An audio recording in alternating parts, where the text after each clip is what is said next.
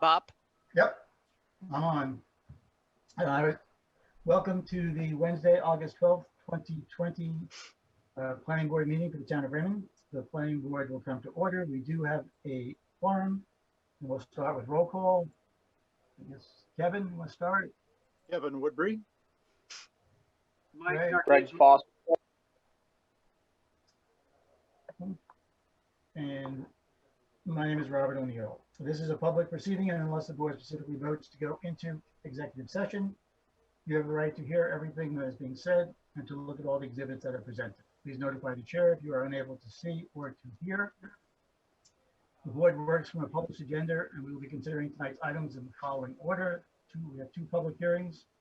The first is for the high wire hydroponics, and the second is for a second extension. The second public hearing is the applicant is Jeffrey Buckley for a back driveway. In each instance, the burden is upon the applicant to demonstrate compliance with the provisions of the applicable ordinances or state law. All persons speaking, including representatives of the applicant and members of the public, are asked to state their name, address, and affiliation with the application. After the board votes on the merits of each application, it will prepare a written notice of decision, because the notice of decision may substantially affect any appeals rights, and also as a matter of courtesy, the board asks that those attending the meeting with regard to a specific application not leave until the board has completed its discussion. Appeals from adverse decisions must be filed with the Superior Court or as otherwise provided by law within 45 days of this board's decision. Okay.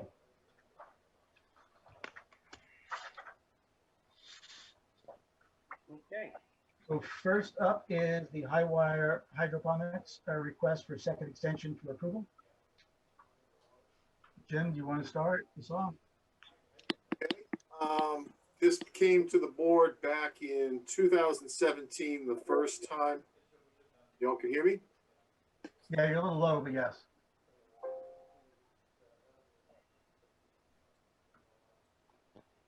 No, we can't hear you at all. Hear me now? Yep. You're good, Jim.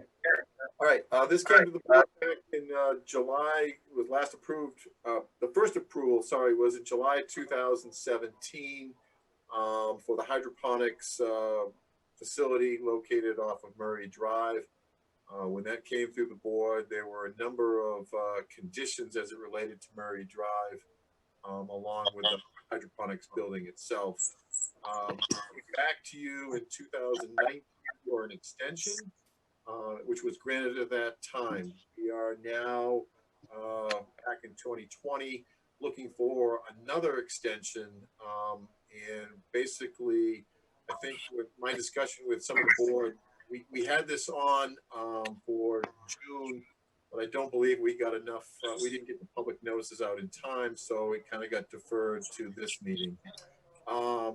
But at that meeting, we had a brief discussion about it, and I think one of the things the board wanted to hear from the applicant is what are their plans for getting this started, or even better, getting it completed. We've had, you know, 1 2-term approval, and then a second 1-year approval. My suggestion would be to hear from the applicant, see what their plans are as far as construction start and completion. And if amenable, then I would recommend that we grant another. I mean, it's been a strange spring. Obviously, people getting in touch with the town has been somewhat limited due to the coronavirus and shutdown. And I don't know if that plagued them or not, but it's obviously a condition that's just plagued everybody in the construction world. So with that, I think I will leave it with the applicant to just give us an update of where they are and what they want. Okay. Ed, can you hear us? You've joined. I'll. 1 second, Rick. Ed, which are.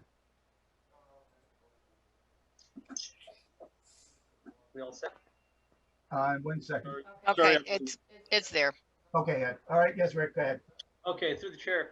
Thank you, Jim, for the intro. Rick Light with Light Environmental Design, and down in your left-hand corner is Adam Nappy from High Wire Hydroponics. I'm just going to say we appreciate the board's taking this under consideration. I'm going to let Adam talk about the specifics, but essentially, you know, they were going to open, they got the approval, as you mentioned, and it's hard to believe, 2017, July, hard to believe it's been that long, had the 1-year extension a year ago, which we appreciate. And because the state, one of the reasons, because the state has not completed their recreational marijuana laws, there's an inability to move forward with the project if it's uncertain how that's going to work out. And I think that plays a part into it, with the intent of doing that. So I think they're kind of on the fence as to what to do. Securing an additional extension would give them time to sort things out financially. We have to come up with a bond. They have to come up with a bond for the Murray Drive improvements as part of the conditional approvals, and work that out as well. So I think those all play into, you know, the desire for an extension to let them sort of sort this out and figure out the next steps to move towards construction if the state's environment with the cannabis and marijuana is going to, you know, play into their hands at this point.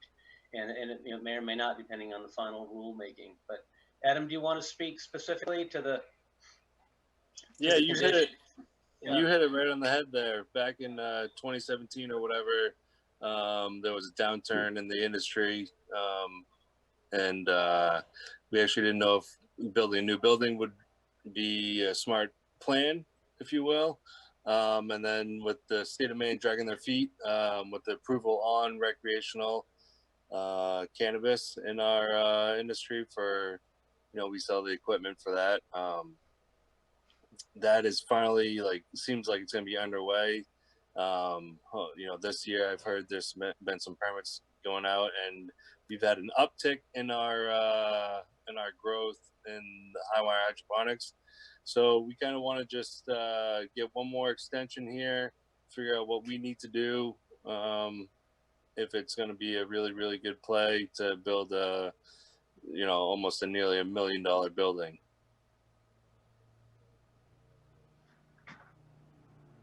Great, thanks, Adam. Yeah. So I think that's the rationale. So we'd welcome any comments from the board. Any thoughts? Okay, to start with, this is a public hearing. Is anybody here that specifically wants to talk to this project? Everybody is either. Okay, then I shall close the public hearing. So Mary, hold on a second. Mary, did anybody call in at all? I've heard or I've seen nothing. I've heard nothing. Okay, because the number is up on the stream, so they could call Oh. in if they needed to. Oh, Yep. thank you, Kevin. Not a thing. Okay, so we will keep the public hearing open for a little while then, in case somebody does call in. In the meantime, I guess for Rick and Alan, just a question now. Are you basically saying that the requirement for the extension is based upon the state's or delays in their cannabis rulings? Or are we saying that the delay is because you are not sure of what the economic feasibility is of building to begin with? The delay that we had in the beginning was a downturn in the industry, because we had thought that the permitting for recreational was going to go through, and we had a lot of you know, at that point we did have an uptick prior to the thought of building a building, I should say, or building a bigger building. Our business was getting bigger, so we thought, okay, let's build a bigger business because we're going to go along with everything that's going to happen. And then the state of Maine, of course, you know, dragged their feet for a little while, and now we're at the point of where we need to make that decision, being that the state of Maine has issued some permitting, and now, you know, it's time to play, I guess, if you will. Okay, does the board have any questions? So we're looking for an extension to January 12th, 2021, right? Well, I think that's an open discussion, and I know last meeting when we discussed that, you know, I think Bruce and maybe there was one other that kind of wanted to see if it made sense to extend that out to a full year. I had just suggested 6 months just to get the permit started, and then we can kind of evaluate where they are once they get started.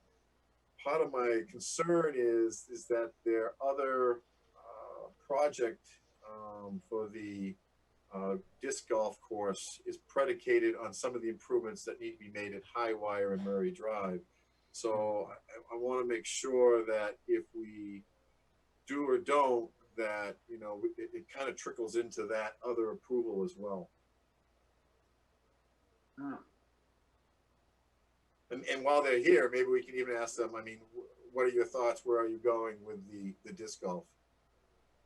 That we're gonna move along with, and we have some contractors coming out, gonna look at the parking lot and give us an actual quote or whatever, so we can get that bonded, and we would like to have that open by this time next year. And as far as the, I know that we had a, I mean, Rick Light knows more than about this than I, or I can't remember probably. I know we had a 50-foot buffer or whatever for Sideshow that was on that piece of property for high wire. As far as the improvements for Murray Drive, if I remember correctly, the only thing that we had to do was improve for Sideshow was the like the 100 feet up near where the Sideshow was going to be, where the parking lot was going to be. Right. That deeded buffer was been reported and it's been created. Is it me or am I? No, Rick, your audio is not coming through. Here now. No. No.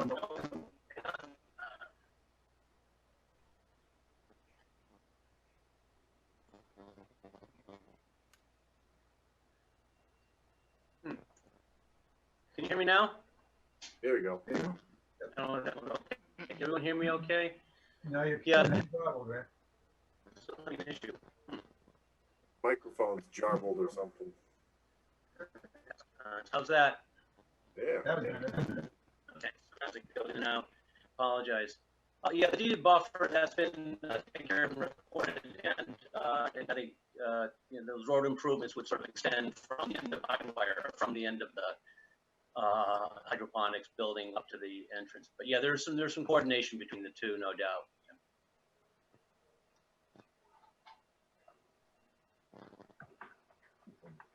So again, it's up to the board what they wish to do. You know, I chose 6 months just because technically under the rules of the ordinance, I think we're allowed a 1-year extension, but part of my thinking was due to the unreasonable circumstances around the pandemic and the delays that would normally cause of about 6 months. That's why I suggested the extension for 6 months. Obviously, you're the authority. You could take that out further if you would like. This is a public hearing. Obviously, the public's had a chance to chime in. So essentially, you're just approving that for another year, whatever you decide to do.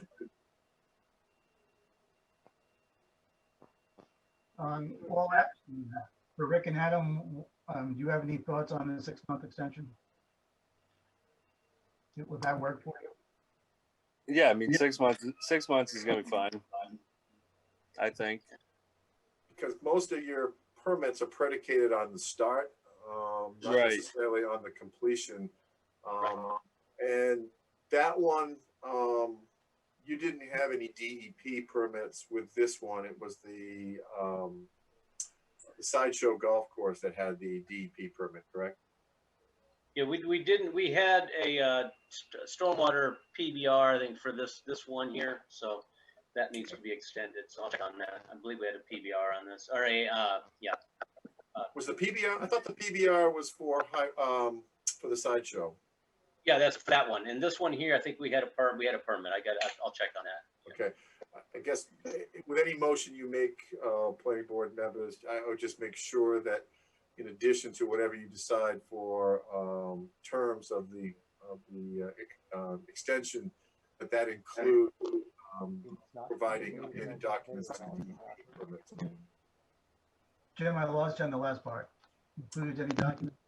Yeah, I would just say that any motion you make as far as the date that you extend this to, that with that motion you include that they must provide evidence that the DEP permits are up to date. Okay.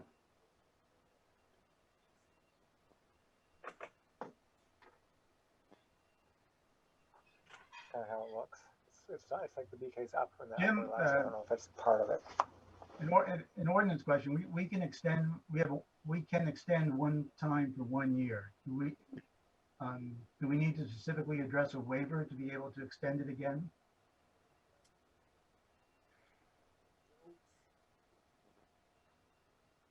Don't necessarily think so. I mean, there's one or two ways you could handle this.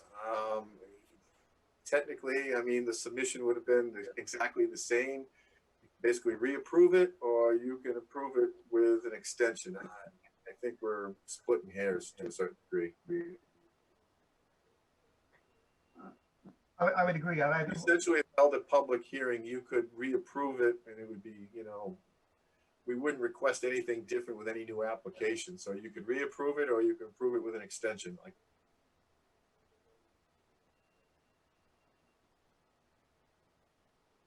what does the board have any thoughts?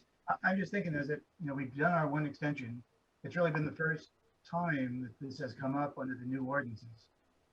You know, it might not be the best precedent to go around the ordinance the very first time it comes up for consideration.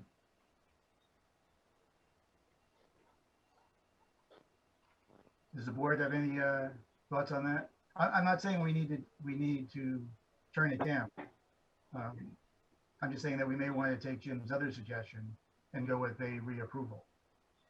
I mean, one of the reasons that we put this ordinance in place was to capture any changes that would occur between the time that a project is approved and the years that go by before the project is actually started. And as far as I know, and Jim, correct me if I'm wrong, as far as I know, there's been no real ordinance changes that would affect this project. So I would lean more towards doing a reapproval of the project based on the initial submission, due to the fact that there have been no ordinance changes, than going around the ordinance on our first time with another extension. going forward, Bob, that may be something we might want to address, you know, as a waiver condition going forward in ordinance changes, maybe when we have this come up. We haven't had this yet. This is the first one we've had, but maybe, you know, we run into economic downturns and, you know, in the pandemic, things that are out of everybody's control that do have an influence on start times of projects. Yep. So we had a waiver option in next time around on ordinance. But I think if you go with the reapproval process, then we're essentially clear. Greg? I agree with you, Robert. I think it's best to go for reapproval. If we extend it 6 months and they are obligated to start around January, they may not get much done until, you know, a couple months into spring. So it will still be difficult for them to complete. This way that takes some of the time pressure off, and essentially going to be the same project anyway, I believe. Right. Kevin, your thoughts? I agree. I think the reapproval is a good way to go. Mike? Yeah, I agree. I think that reapproval would be relatively easy and quick, I would think. And I think I agree with you, Bob, that going against an ordinance, that's a slippery slope. I don't think we want to go there. Greg? Yeah, I agree with that. So do we have to direct them to reapply and go through that process now? No, I don't think so. I think we can use I that. don't think so. I mean, there's nothing different in the application. It's been the same review. It's the same material. Nothing has changed. Like I said, it's logistics, and I understand where the board's coming from. Approval, just the statute procedure that you have to follow. But we just have to make sure the DEP remains current, right? DEP units. Yes, yes. Okay. Greg, are you still with us? Yes, can you hear me? Yeah, I think your video is frozen. Yeah. Or your video. Yeah, I'm with the reapproval. Okay. I'm getting feed. I don't have a good connection here or something. I'm missing a lot of stuff, unfortunately, but that's okay. Yeah, your video is frozen. I know. So That's how I look now, Bob. You want me to type anything in here for you? No. I can send messages, written messages if I need to. Well, I mean, I'm in agreement with the other board members anyway.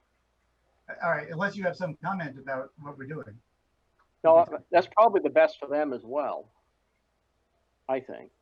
Just understand that with a reapproval now, that actually gives them 2 years. So just so we're all clear.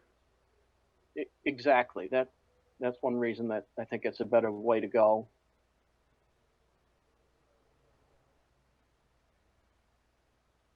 So what happens, what needs to happen within 2 years? They need to reapply? No, they need to start within 2 years to keep the permit, to keep the approval valid. Yeah, that seems like a good result. Okay. Somebody. Rick, Adam, are you okay going that way? Yes, we're fine with that. Thank you. Thank you. Okay. Yes, thank you. Okay, then I will say, I will just make a motion that we reapprove the high wire hydroponics expansion application with the condition that all the DEP permits are maintained up to date and any other conditions that existed on the original approval. Second. All those in favor? Aye. Aye. Aye. Aye. Motion passes. Great. Thank you very much. Thank you. All right. That's so we don't have to see you again in 6 months. Fair enough. Thanks, Adam. Thank you, guys. I appreciate everything. All right. All right, we'll close the public hearing on high wire hydroponics, and we will move to Jeffrey Buckley's application for backlot driveway waiver. So my first question before we get going, and Jim, if you could kind of address this in your, you did address it in your memo, but if you could maybe elaborate on it. In reading through this, I don't see this as a backlot driveway application to begin with. We've gone back and forth, and I know Fred's going to have some argument or some rebuttal probably to my email, to my memo. But in looking at it with Scott previously, you know, we were really struggling with how this could meet the backlot driveway. If you look at the actual, all the regulations and all the requirements that I gave you, there's a few that we just really struggle with. And I understand that this right-of-way pre-existed, but under the definition of a backlot driveway, the backlot really is only supposed to be crossing the front lot, and in this case it crosses 2 lots to get to the back lot. I have some concerns about that. We haven't asked, we could ask for a legal opinion on that. And then obviously you've got multiple curb cuts, if you want to call them that, all in close proximity to where this backlot driveway would be. We do have some safety concerns about that, with the congestion being so tight with all these different driveways and the confusion that it may lead down the road, literally. So, you know, and then I even got to ask, you know, how did the Miller lot, which is lot 59, how that originally got its actual road frontage is a little bit confusing to me, but they're a permit, they're living there, you know, it's kind of after the fact. So there's a bunch of little things here that really complicate it. And I guess my feeling would be is I think Scott and I were on the bubble with this, and I think Alex and I are in the same situation where, because there's so many unique things with this one and things that we don't quite feel or meet the definition, that it probably should go to you, the planning board. We always have that authority as a staff review, and backlot driveways are typically staff review. We feel that this one should go to you. And if that's the case, we send it to you, then it probably should be for a private road, because based on the lots served, the private road standards for 4 lots or less are essentially the same as a backlot driveway. So to me, it should be coming to you as a private road. I would agree. So before we kind of go down this, can I just get something, feelings from the board on this? Whether or not I guess I'd like some clarification on planning board waivers. I mean, I wasn't aware, I'm confused about when and when we can't do waivers. I mean, to me, that sounds almost like asking for a variance, and it sounds like it almost ought to be going before appeals board. So can someone clarify that issue for me? Sure, if you've got your book handy, and you turn to page 35, section C, Article 8, section C, there are 5 conditions for a waiver. And it explicitly under that too, Mike, under that Article 8 for waivers, it allows the changes in sections Article 9, section C, D, J, L. T is actually the section that pertains to back lots. Yes. Thanks. Okay. So when you make when someone makes a request for a waiver, they technically, the board has to make a determination that the 5 points here under waiver criteria have been met or addressed. Okay, and in reading the write-up that I think you did, Jim, that Yes. It sounds like we can grant a waiver if the new road is more than 100 feet away, which it isn't, and also that such relocation is prohibited by site conditions or the orientation of buildings. I don't see that either. So to me, it doesn't, the waiver situation doesn't apply in this situation, although granted, I can see where they would certainly want it and they got a paved driveway. They want to continue using that. They got to change their address. I get all that, but I'm not sure we can really do it based on this language. Rick, I'll get to you, Rick. I don't want to supersede you. Yep. And also, just to let you know, maybe we have the cart in front of the horse or vice versa. I don't know, but technically, I don't think they've applied for the backlot design yet. I think they're waiting to see, they need this waiver to kind of move forward with the backlot provisions. If it's a private road, you just have a little bit different discussions, different application. Right. Okay, Rick, I'm sorry, I didn't want to get too far in. If I could through the chair, I think there's some confusion, and I'm gonna use the share screen and I'm gonna try and walk the board through, and no disparity to Jim, but there's some misconstrued facts in the puzzle here. I want to kind of maybe strip this down to the bare bones and build it back up again, and I think that might be helpful. And I'm gonna go through and see how many documents I can get up at one time, but I'm gonna go to share screen. But just a couple things, as Jim mentioned, there are 2 articles that apply to the backlot provisions. Oops, I'm sorry, there's my paper.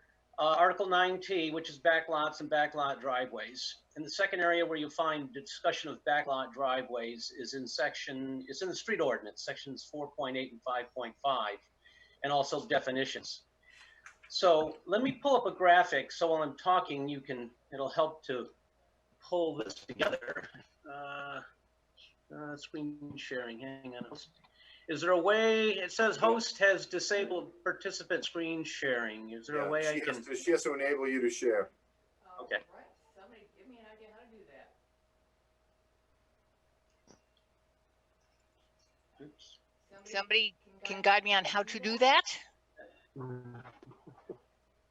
Hit the right button, Mary. I think it's at the bottom on your menu. I think it'll be at the bottom on your menu. It's either the bottom or the top of the menu. You go to the top and maybe hit one of those, the button. Well, I have an invite, and I have ellipses.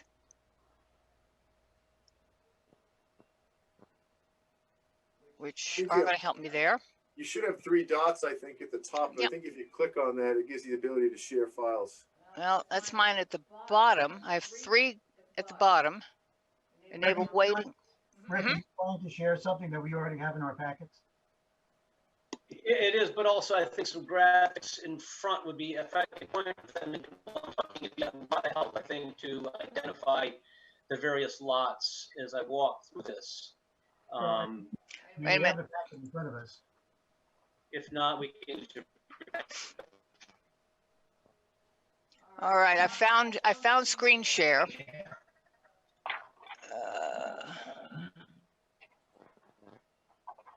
Oh, you don't want that. I have a whiteboard.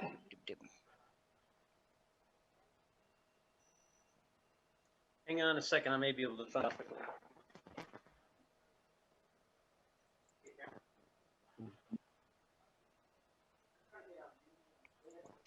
Old school here.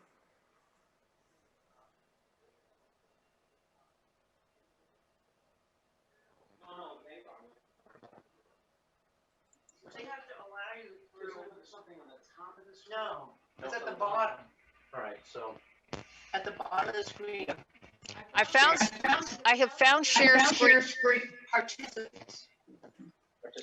and one participant can share at a time.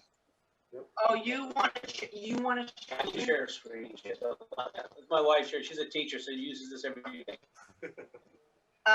the host table.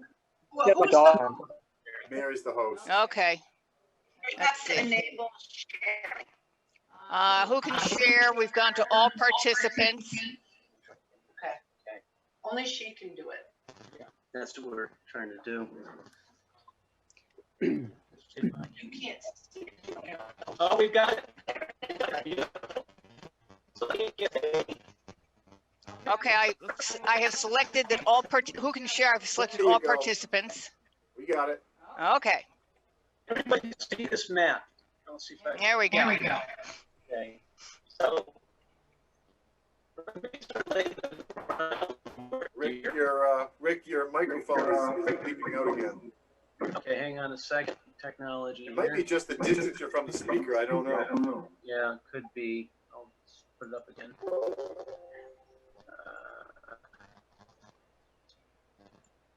Can you hear me now? Yeah, it's kind of broken. Yeah, it's jarbled. Garbled. Let's see if I can.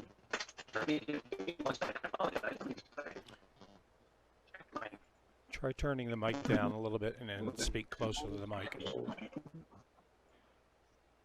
Oh, mic down. Does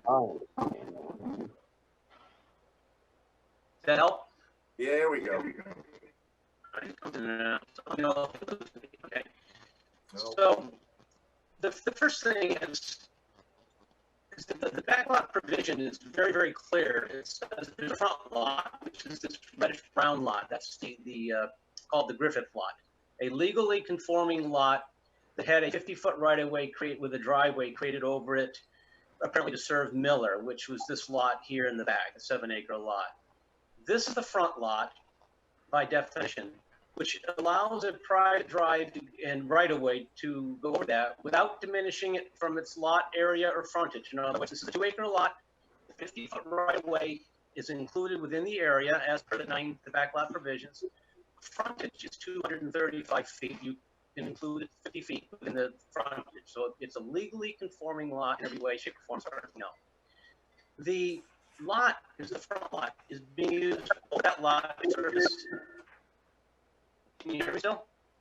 It's bad again. No, jeez, hang on a sec.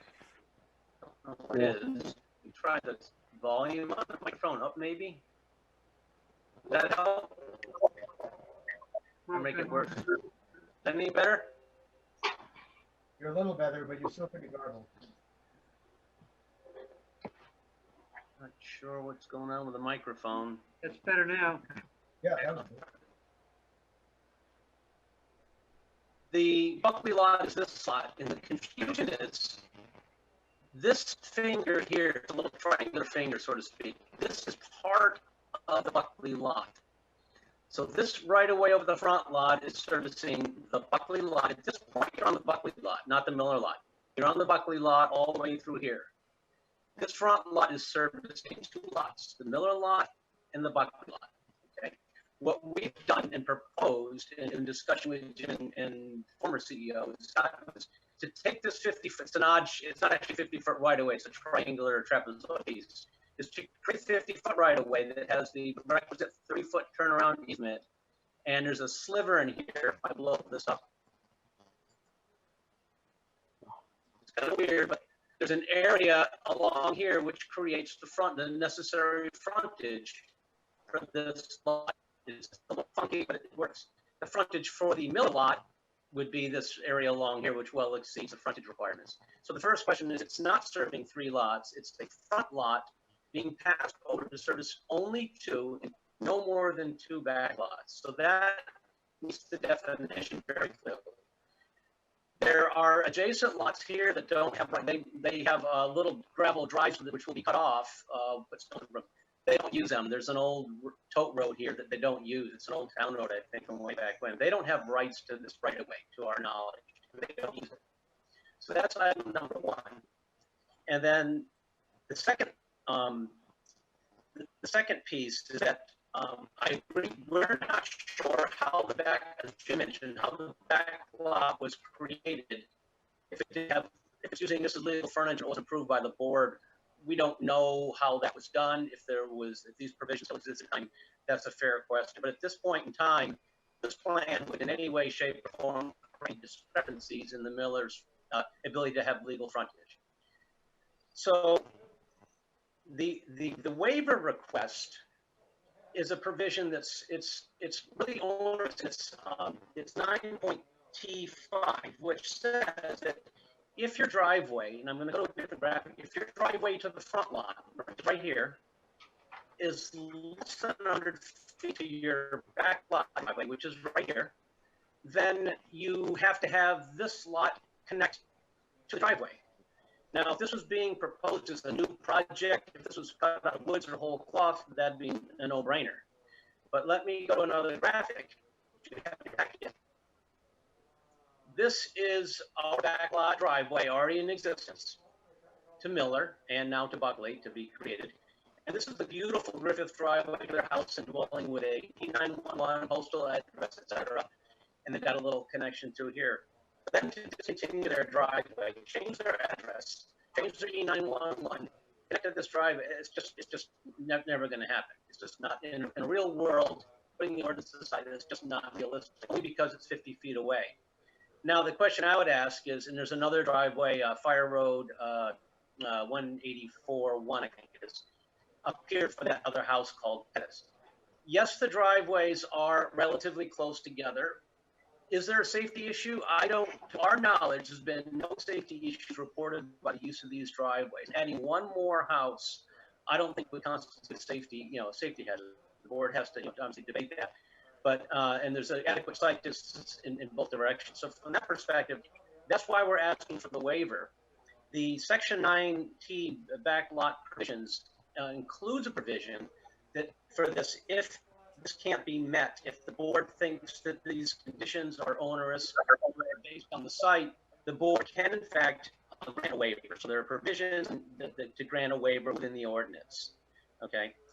The difference with a private street is, and to be clear, Jim was correct up front, obviously, that under the provisions, this private back access, the private backlot provision is a driveway, is defined differently within this ordinance than a private street. And they're similar. Private street requires planning board review. Private street is a couple feet wider, which you don't think you need. The backlot private drive can be reviewed by the CEO unless they render it to go to the planning board if they feel it's too complex. And so we thought, as Jim mentioned, the board asked about this waiver first to see what the board's flavor is on the waiver. And again, I'm seeing this as if I lived in this house and someone told me I had to get rid of my driveway in 20 years and move over here, I tell them, take a hike. I mean, it's just not practical. So if the board feels comfortable that the waiver provisions allow them, we've met the standards to make this waiver, that we have this driveway less than 100 feet away, there's no safety issues, then we would go on and prepare that, complete our application to the code officer. And if they want to render that to the planning board, they have the discretionary authority to do so. So the private standards can serve 2 or more lots, to be clear. I think it's 2 to 4. A public pay back lot serves up to 2 lots, no more than 2 lots, and we are meeting that requirement. So that's the essence of the ordinance requirements and why this one item is the only item that we're asking the board at this point. And again, I think it's up to the board and Jim and the code officer if they feel this whole application should come to the board. You have the authority to do that. We think it can be reviewed. It's a classic backlot driveway. We've got a plan that will show the grading, the drainage, the erosion control, and meeting the stormwater 50-foot points. We think we can meet all that with our application. Pretty straightforward. So that's the essence of it. And as far as shows, this is the plan, the right-of-way plan that shows a little more clearly the existing right-of-way here on the front lot. Rick, those aren't coming up. We're still on the first plan. Oh, I'm sorry. I gotta close them out. My apologies. Gotta close them out. Okay. All right. Stop. The shared screen is stopped. Okay.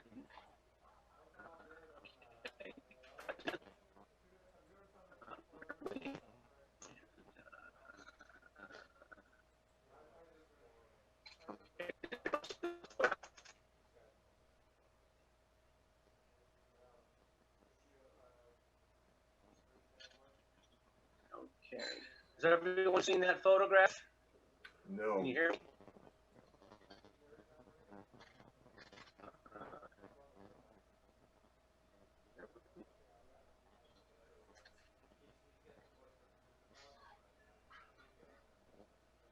Everybody hear me again? Yep, we can hear you. I hear you. Did everyone see the photograph? No, we didn't see that photograph. We just saw the plan, the first plan. Oh, I'm sorry. Can everyone see the photograph now? We have a photograph in the back. Is that the one you're talking about? Yeah, this photograph was in your packet. Yeah, so you've seen that anyway. Okay. Right. So let me show you another plan that shows clearly. This is the survey plan that we're completed. Again, showing this piece of the back lot. Yeah, Rick, your audio's acting up again. It's really difficult to understand.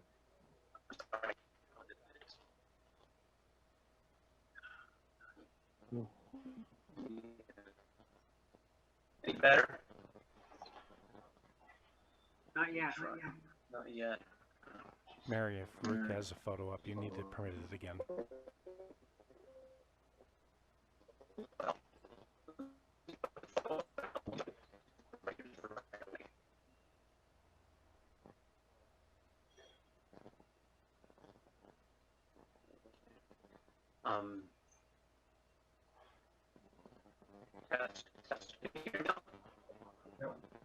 I don't know what's going on.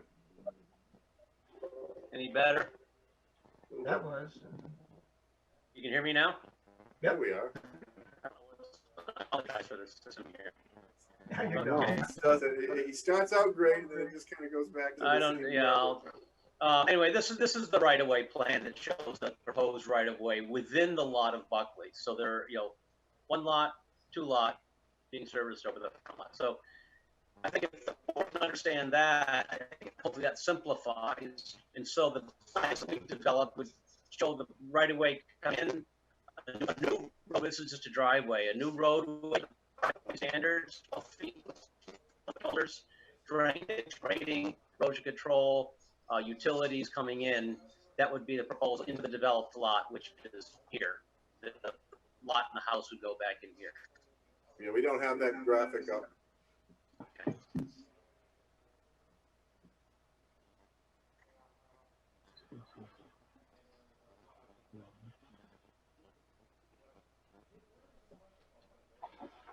There you go. See that? There we go. Okay.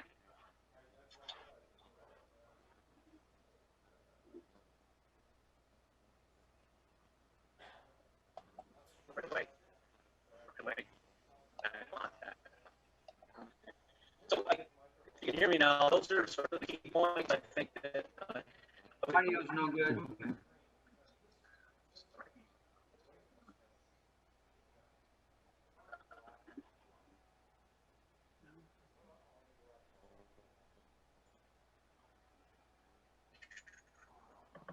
Any luck with the audio?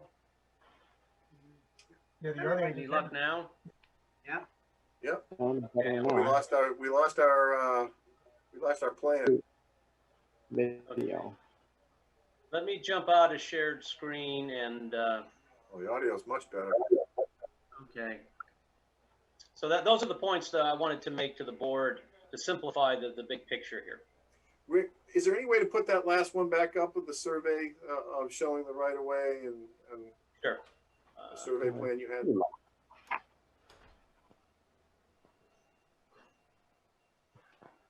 That's the right away goes. Can everyone see that?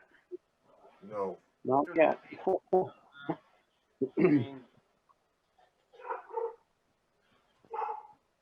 see that now? Not yet. It's on share screen, unless I'm locked out again.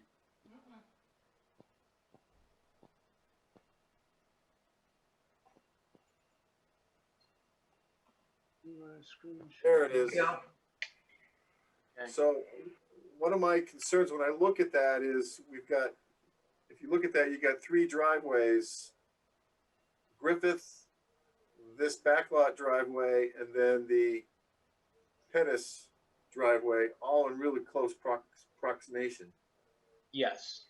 No argument there, but my point would be these are pre-existing conditions. There hasn't been any, to our knowledge, any safety issues. And all we're doing is adding one residential house to the existing driveway, which has been in use.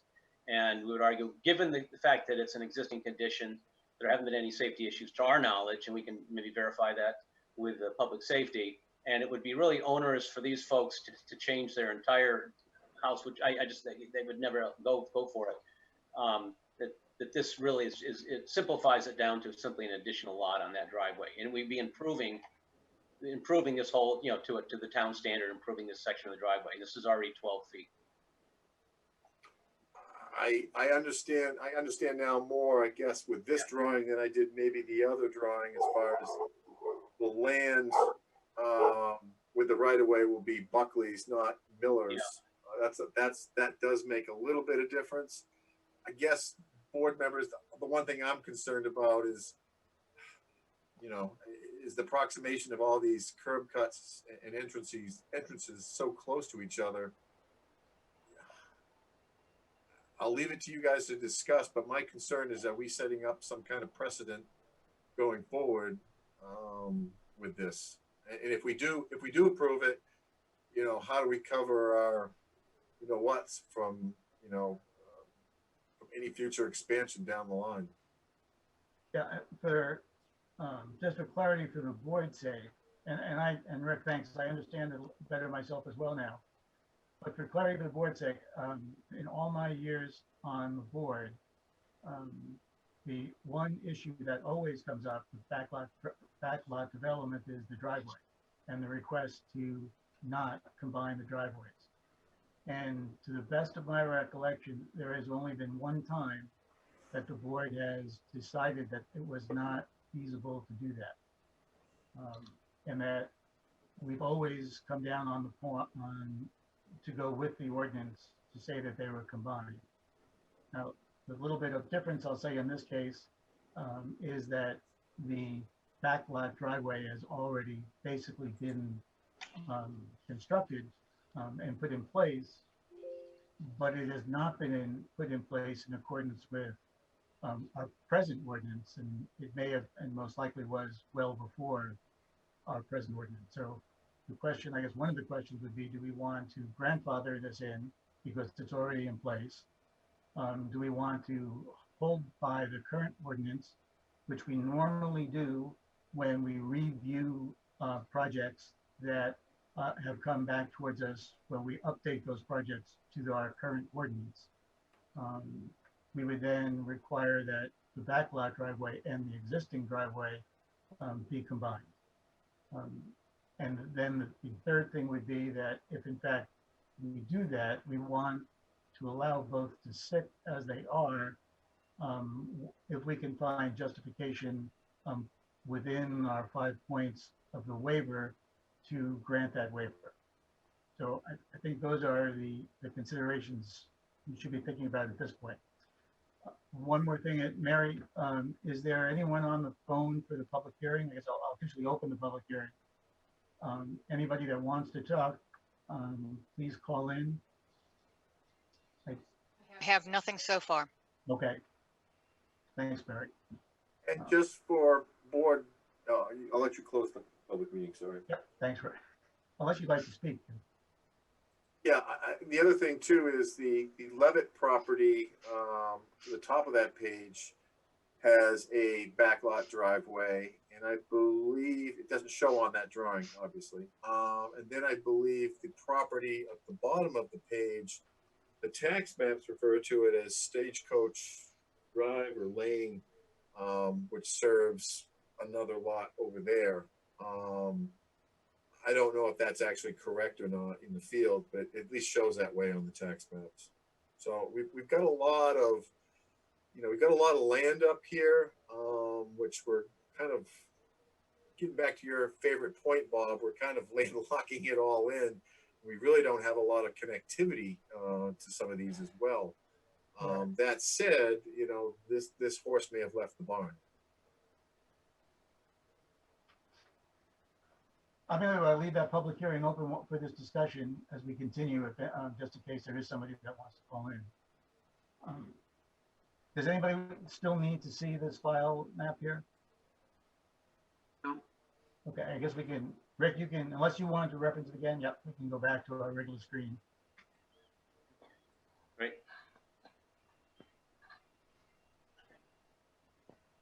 I appreciate the explanations. It's been helpful to understand that there's sufficient road frontage for those two back lots. And also, I certainly get all the concerns and all the problems it would cause the house out in front, but I just can't get past the language. And I think as a planning board member, we need to follow what the language says. And I don't see that certainly the 100-foot issue, that doesn't work because the driveways are 100 feet apart. And I'm not seeing site conditions or building orientations that prevent. As a matter of fact, it looks like there's a sort of a pathway that could be done. So in spite of the costs and all this stuff, that's not really part of what we should be considering according to this specific ordinance. So that's where I'm at. Can I just ask, Mike, where are you finding the information about building conditions and all that? Because I'm looking at the 5 criteria waivers. Are you looking at the backlot provisions or are you looking at the waiver provisions? 95. Section 5. Article 9T. I'm not hearing you. Section 5 and T. On page 63 is what Mike's referring to.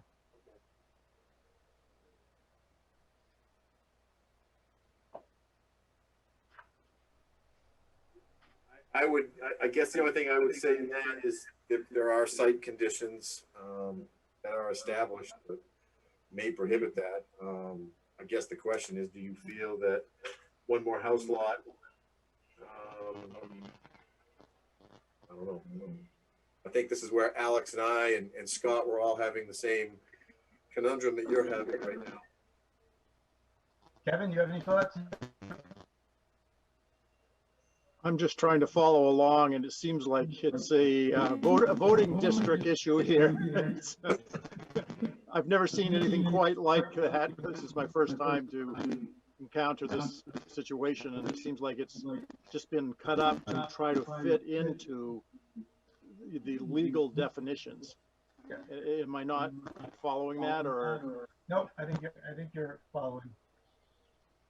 And I guess the question I would have is, given all these curb cuts and entry points, you get get this right, Rick, there's basically 3 driveways, 3 lots right now. Is that correct? Correct. Three, without the Buckley lot, there are 3 lots. 3 lots being utilized. Right. And Three we don't driveways, know, 2 lots. and I think one of the things that we're not, at least I'm pretty sure of, is that somehow the Miller lot never really came in for a back lot permit. Right. So that one is kind of a little bit of a mystery. And I mean, it probably could be rectified with this. The difference I'm trying to get at is if we go to a private road or a back lot, I think we're still going to have the same issue on Raymond Hill Road. Right. I think if I could, I think you'd probably come under the guise of the planning board review if you felt there was a safety issue. And I don't disagree that it's not desirable to have, you know, these driveways. We all know that separation of entrances, minimization of curb cuts is valid in terms of safety. But existing condition driveways. If this application were here, you'd have 3 driveways forever for 10 years. All we're adding is 1 driveway to that, so a lot to that. So the traffic issue doesn't really change in our perspective at you know, an average of 10 trips a day. I understand the position in an ordinance and saying, how can I wrap my head around section 9T5? And you know, unless the board determines that such relocation is prohibited by site conditions, which is not prohibited, the orientation of existing buildings. Well, one argument would be, someone spent all this money to develop their home over the years and lived there, have an address, and to turn their driveway sideways. Again, they already have a connection, an informal connection, so they can use that driveway, and they can, the applicant can make sure they have rights to use the driveway. The question is, do they have to use the driveway, have to change their driveway? So the also board is sitting on this. I think we could add a provision there that makes sure that their rights granted to the front lot utilize that driveway as a second driveway. So they have either option.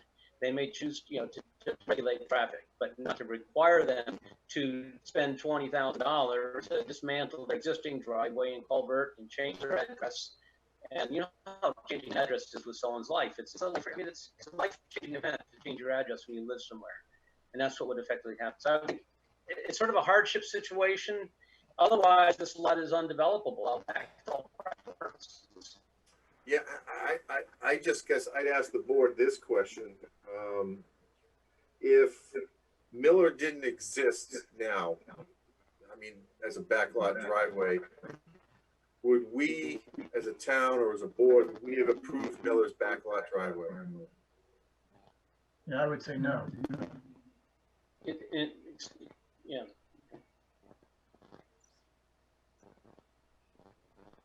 So that those lots, you're talking 35, 40 acres with no means of access.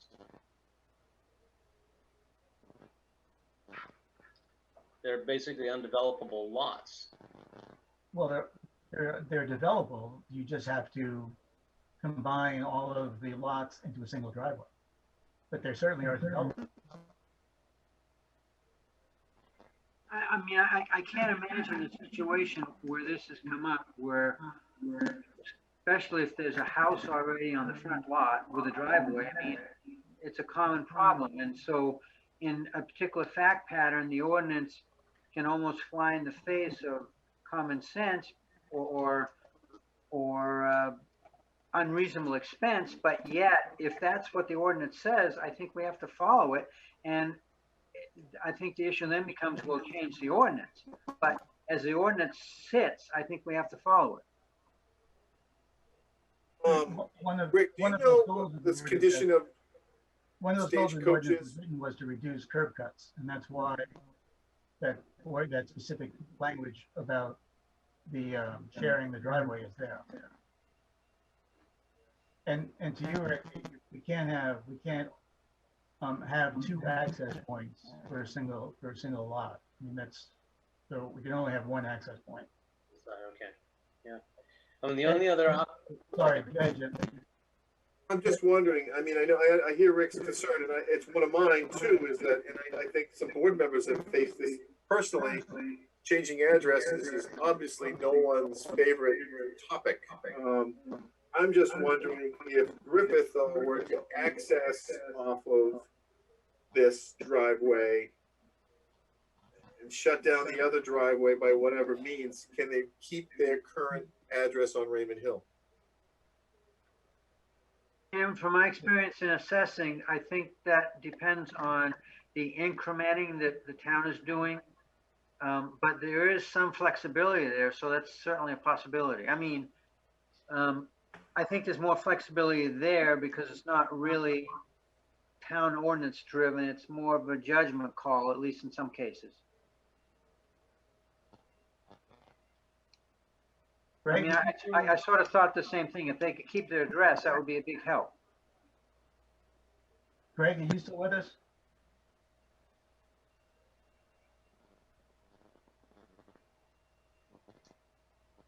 I guess not. I have a question for Rick. Has the client asked Griffith or Bettis if they would be amenable to going laterally into your driveway and eliminating their front It's a good access? idea. I mean, it's not that big of a project. Maybe they would be happy to keep a area of lawn on their house as opposed to paved. Jeff, have you? Can you respond to that, Jeff? We've had conversations. Doesn't how you talk with the Griffiths? I've been back them.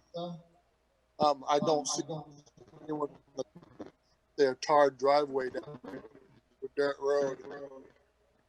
I just don't see where. We're not getting good audio.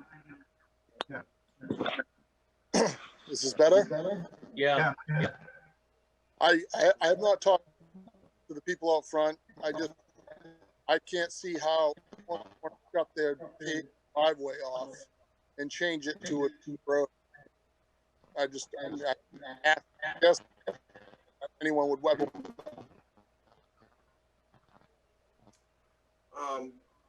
Back to Rick real quick. Rick, do you know what the status is of Stagecoach, which seems to provide, it must provide plumber access? I don't know.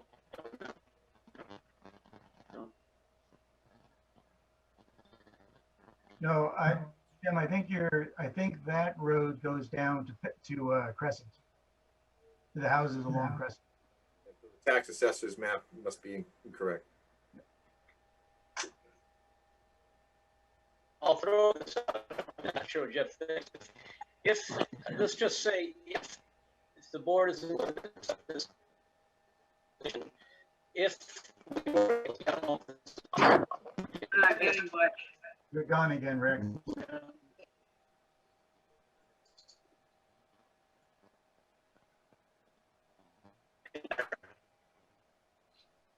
Still no good.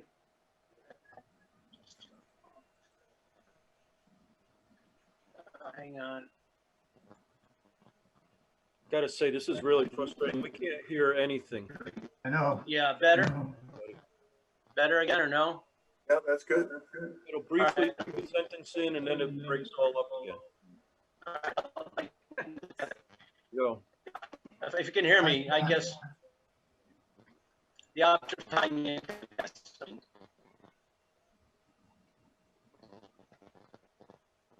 Can't understand anything.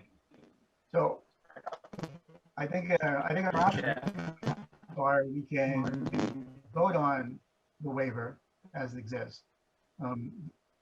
There has been audio problems, so precedent to do that. Also, we're down to the minimum quorum that's present. The other option we can have, we can table this to our next meeting, and hopefully our audio will be working, and we can address at that point. You can look into whether or not there is some way that you can indeed join those driveways by talking to, what is it, Griffith? That certainly would be helpful for the board to know officially where their stand is. Those are like probably two of our options, or we can, like I said, we could just vote And then you'd have a plan that you could move forward from this point. I guess I'll put that out to the board. Did you feel that we have enough information to vote on the waiver, yes or no, based upon everything we've heard and things that we have not heard? Kevin, I'll just start with you because you're on top.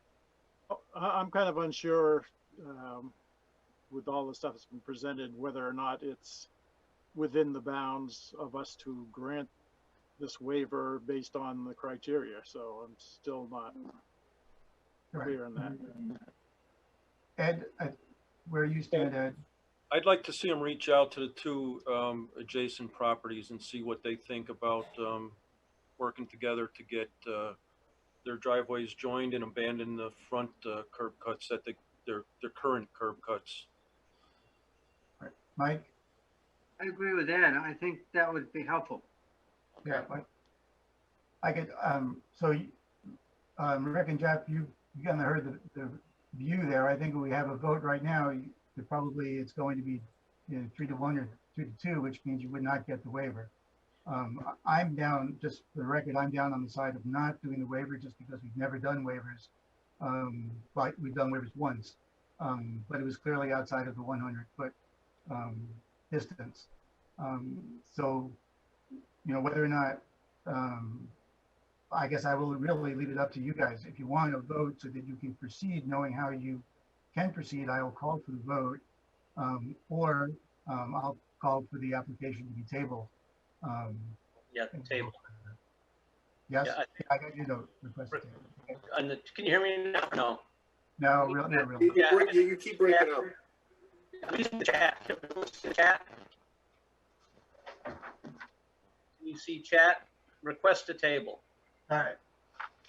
So, and Mr. Chair, if I can, I think the other thing, it may be worthwhile to have a conversation with assessing at the town to see if there's a way that we can get the access off this combined access point and keep the existing Raymond Hill addresses.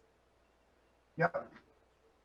And I guess we could go one step further. If you wanted to, it would be probably helpful to do some sort of our site distance survey to see that the site distance is, for all of those access points for the 40-mile-an-hour speed limit is. And I'm pretty sure it is, but I'm not positive of that. Yep, Mary. Greg has messaged that he is here, but he has no audio, and he doesn't know why. Okay. So is there anything else, any other concerns that we would like to see some items addressed? I think once we get to the location and whether we combine or not, there'll be some design criteria that we'll want to take a look at. And just one I want to point out to them, I did have a conversation with Wayne from Fire Inspections, and one concern we have that we just need to make sure is that the fire truck can make that turn on that sharp right going in there. We just need to make sure the turning radius works for that. Rick, just for staff, I think that this is, whichever way we go, I think the planning board should be the reviewing authority for this. So I kind of will pull it out of staff's hands and take it to the planning board as we go forward. We appreciate that because I think we were struggling, making that determination and having it come back on us. And there's a lot of things here that I don't want to say precedent, but they could start some trends. Mm-hmm. Exactly. Okay. So I move that we table Jeffrey Buckley's application for a backlot driveway waiver onto the following board meeting. Is there a second? I guess I need to have a Second. voice. I need a voice, yes or nay. Kevin? Yes, second. Ed? Yes. Mike? Yes. And I go yes. And Greg, if you're out there? Greg says he favors the motion. Okay, so the motion passes 5-0. Thank you. Thank you. You're welcome, Rick. Rick, before you go, I just have one small comment. There's reference to Raymond Hill Road and North Raymond Road on your an application, they're My mistake. up a little bit. Do we have any other business, Jim?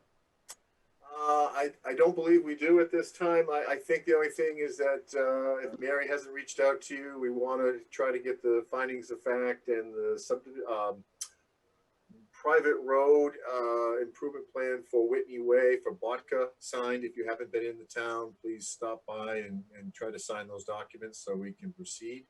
Oh, there's Mary. The one person who hasn't is not on the call.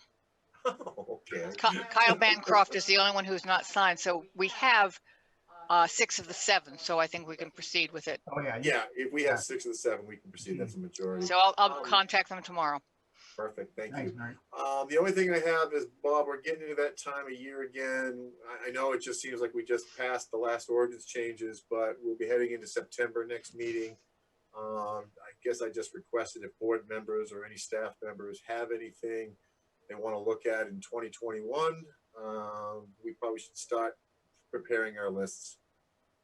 Yeah. Makes sense. Hard to do it this way, but It is, and I'm hopeful that maybe our next meeting we can, find a way that we can meet in a room at least. Even if we do the Zoom, we can at least all meet in a room, socially distanced. we haven't had That's better. issues that have come up though that have presented problems during our project reviews that I can think of. I think it's just been, like this. It's just been a little disjointed and difficult to communicate. But I don't think I know the high wire extension was one that we kind of had a little bit of issue with delay, but I don't think we've had anything else. Mary, I don't think there's anything else even on the radar screen at this point, is there? Alex or Mary? Not to my knowledge. So I guess one of the things, Jim, is what you mentioned is we probably should start on is we'll update to that to our ordinance that allows us for a waiver due to certain circumstances to extend projects. Yeah, and I think talking with Wayne too, there's some things that they want to look at on the private way sector as well. Some ideas. All right. Anybody else have anything? Is there a motion? Motion to adjourn. Is there a second? Second. All Thank those you, in everyone. favor? Thanks, guys. Thanks. See you on the computer next month.